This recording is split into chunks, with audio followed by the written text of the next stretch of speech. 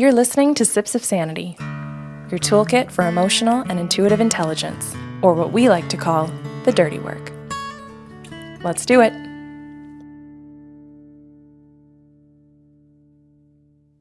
Hi, Kelly. Good morning. Hello, patrons. So today we are on day 3. It's Wednesday of our month of June. We're talking about fear. Today our topic is, what do you fear? And of course, we're asking you that because some of us don't know what we fear and we just wait and have a response to something. And it's important for us to know what it is we fear so that we can also think, okay, how do I want to approach my fear in the future? Instead of just always staying in it, if we have some ability to have a response to it. So this is what we're asking you. What do you fear? And we've got a list of some things that are typical and some that maybe aren't. And we're asking you to consider as we go through the list today, is that something I fear? And to really be honest with yourself if it's something that you do or not. And also as you're going through the list, if you hear something that we're saying and something else pops into your mind, maybe you make a note of it so that as we go through Thursday and Friday, you can use some of the tools to evaluate your fear. I think it's worth noting at the top of the show, going back to your emotional wheel, that there are different expressions of fear in the sense, not physical expressions, although there are those too. There are different types of emotional kinds of fear, right? So we can fear being humiliated, right? Because that's an emotional response that we're going to have, right? So it's not just the tiger that we've been referring to, the physical threat.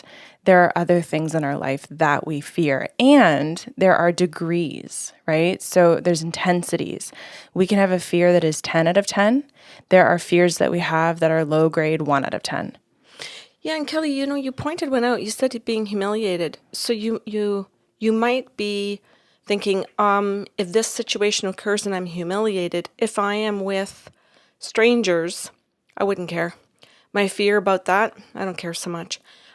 If I was around some people in my family, my fear wouldn't be too big about being humiliated. I'd be okay with it. I could laugh it off, or I could get through it. No, but that's different though. I see, I'm going to make this argument. That doesn't mean we don't fear it.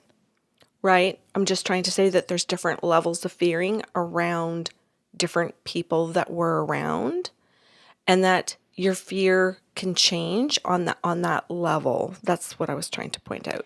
Okay. Fair. You go ahead. Continue. Sorry. I wanted to say that I think some people think if they have the thought, the frontal cortex thought of, I could get through it, doesn't mean you don't fear it. No, I'm not saying it. I'm not saying you said it. Oh, good. I'm trying to point it out for patrons. Good enough. Right? That just because you have a logical thought of, yeah, but I'd survive it, doesn't mean we don't have the fear. Doesn't mean that the fear doesn't register in our body. I get what you did. You're correcting how I'm wording it. Yes. Yeah, it's good. Okay. Another fear can be something that creates a feeling that you may die. So the fear of death or being harmed or being in pain. Those are huge and those are valid. So you can look at that and go, okay, that's a valid fear for me. Okay, so you're actually talking about more physical things. Mm-hmm. So you started by saying that I might die and tried to give examples, but that's not all leading to death, right? So I want to actually break this down. Fear of death is one. Mm-hmm. Fear of being physically harmed is another. Correct. Fear of physical pain is another. Yes. Okay. Those are 3 fears. Okay, so I fear my physical space is being invaded or being trespassed. I also can fear being abandoned physically and emotionally. Mm-hmm. I fear being lied to, having deception being brought into my life. Mm-hmm. There's also the fear of rejection. Mm-hmm. There's also the fear of animals. I certainly remember a time in my life when I was terrified of dogs. And thanks to having experiences with dogs that are well-behaved and trained, the fear went away. Mm-hmm. It's interesting because I actually wouldn't label that the fear. I would ask you what it was you were expecting was going to happen.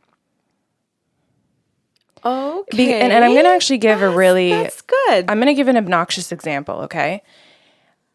I don't fear men. I fear what men will do to me. Right. I don't fear animals in particular because of the animal they are. I fear what the animal will do to me. Right. Okay. And I think we stop and label the thing instead of what we're actually afraid of. And that's not really helpful. No, that's actually excellent. Because then when you ask that question, my answer would be I would be afraid the dog would bite me. There, physical harm. Yeah. I would So be and here's a great way to kind of illustrate that. If I am standing in a very secure, protected space in front of a tiger, I have no fear of tigers. yes. Right. If that physical barrier does not exist Yeah. between the two of us, I am full of fear Right. for my physical safety. Does that make sense? Yes. So this is why we're illustrating this, is I want you guys to think deeper about what the actual fear is. Yeah. Thank you. That's excellent. And it helps distinguish and become more particular about something. So you could say, I don't fear dogs. And this is good because you might see your child have an experience where they are fearful of a dog because of its behavior, and then say to people, my child is afraid of dogs. Instead of my child is afraid of aggressive dogs that attack her, as opposed to just blanketing it, and then your child listening to that saying, oh, I must be fearful of all dogs then. Yeah, and what that can come back to is a fear of ambiguity, right? So a lot of people will say like, well, I don't like being put in new situations. I don't like meeting new people. Well, it's not necessarily that we actually fear the people or new situations. It's that we fear the ambiguity of we don't know what's expected of us, of what we're supposed to do or be in that situation, which means we probably actually are more afraid of being humiliated, right? Being Yeah. emotionally abandoned, Yes. where someone doesn't have our back, Right. fear Well, of incompetency.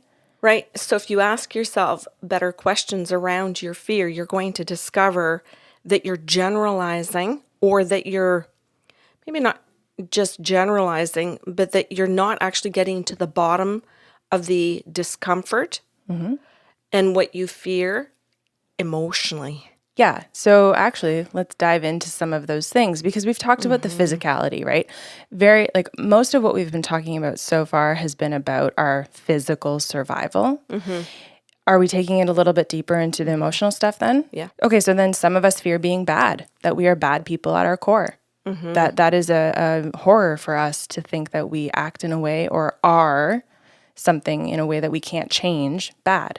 Right? Some of us fear that we will not be loved, that we are not likable or lovable at our core. Right. Right? And we fear, well, we can word it in a couple different ways. Some of us fear failure, total fear of failure, right? Some of us are going to fear, how do I want to say this? Being ordinary. Right. There's an actual deep fear of ordinary. Are you going through the Enneagram? Absolutely. I've just stopped at 4. Oh, I like what you're doing. Some of us fear incompetency. Oh, I like that you're doing this, Kelly. And I know some of our patrons have heard you discussing the Enneagram. So I just want to drop in here for them that if they're interested in that more because of what you're doing, that you have a YouTube channel now for the Enneagram and that they can go check that out in case they're interested. And you're getting certified. Thank you. Yeah. You're taking more courses in it. You just finished some and you're taking more again in August so that you'll be able to do proper testing and helping them understand more about their own personality, which comes to what they fear the most. Which is what's going to drive our behavior. So Yes. some of us fear uncertainty, right? That ambiguity. Yes. Some of us fear suffering. Some of us fear weakness. Some of us fear separation. So that kind of gives a gist of what it boils down to, and then how we get motivated from there. You just did a beautiful whole summary of what we could do in terms of helping them understand why there's importance and value to the Enneagram, and understanding if I know my number and I know what I fear at the core of who I am, then I can also understand then through understanding my fear, what is motivating my behaviors, why I make certain decisions, why I avoid certain things, why I go into some of my attachment stuff, and so on and so on, why I sit in certain conversations and hold me tight, all of Mhm. those types of things, right? And also why I potentially go into the autonomic responses that I do. Yeah. Because if I fear something fundamentally at my core, Yeah. for example, if I fear weakness, maybe I do have a much stronger tendency to fight because that is just how I have got through life, right? So, and I'm not saying Yeah. that's always going to be the case, but more often than not, we do see a correlation with those types of responses. So, Kel, our last piece for everybody today in this show, for our Wednesday show, is global fears like food shortages and whether you're vaccinated or not vaccinated, or what the next COVID is going to be, Yep. that type of thing. So again, all coming back to some of those physical fears. Very legitimate. I'm not writing those off. Just physical and emotional fears we've discussed. Yeah. Each of you listening to this might think, oh my goodness, there are certain global fears I really have, and I have to put them in a box and put them over here. And there are the more emotional fears, and I'm more motivated by emotional ones. Yeah, and they're going to influence you in different ways and in different intensities depending on what you need to just get through versus if you have more resources physically, mentally, and emotionally to cope with them. Perfectly said. Thank you. Cool. Okay, so we've got two left.